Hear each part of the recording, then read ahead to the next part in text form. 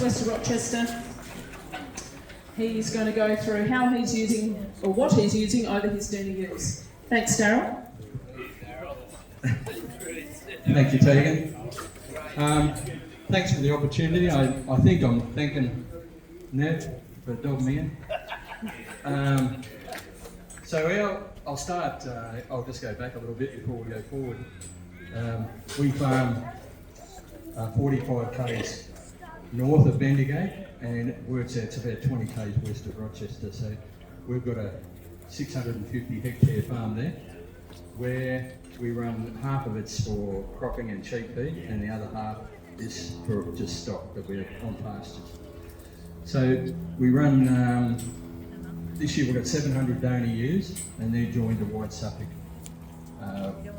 rams, and they start lambing. The first lambing's on the 1st of April for 5 weeks, and our second lambing starts today or tomorrow for 5 weeks, and there's only 100 in that last lot. So this little journey of ours has been going for 5 years. So we shear in August. So we've actually shorn 100 the spring lambing ewes or the winter lambing ewes have just been shorn, and we'll shear the others in another couple of weeks. I started off with Merino ewes, and this is going to be a light-hearted talk, and what I say is only my idea, and please don't take anything I say to heart, because I'm only, most of the time I'm only joking.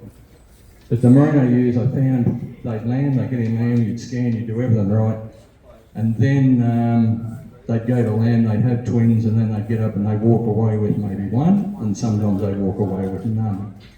And that annoyed me. You do all that work, and then that was one thing. So I looked around for another breed, and I liked the idea of Dohnes.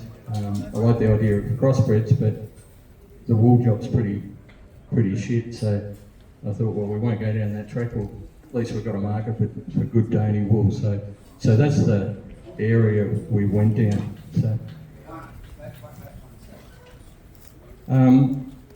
So we grow our lambs out. We try and sell suckers. We start on normally we've got some away in late August, and then what we don't sell before Christmas, we sell some straight after Christmas, and then whenever they're fat enough, that's when they go after that.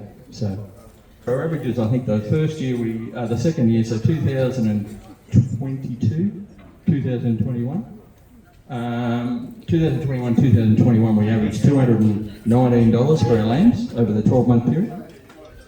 The next year, which was the dry year that they said, the good year that they said was a dry year in our district, we averaged $170, and then the next year, this last year, we were about $245. So, and our ewes sold from $50 to $117, and this year they've been $220 a ewes that we've sold so far.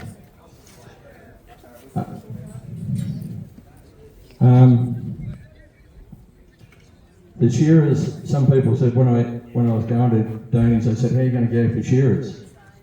And I've got to say that our shearers actually love them. One of my shearers said to me last season when they finished, they said, everyone else in the district needs to sell their sheep and buy what you've got. So I thought, well, there's a good rap for the breed. He really enjoys shearing them. He was shearing 70 runs, so I suppose no wonder he was enjoying it. But they're big ewes, but they're clean on the points. Some no wool on their bellies, but they're a lot easier to market than first cross wool.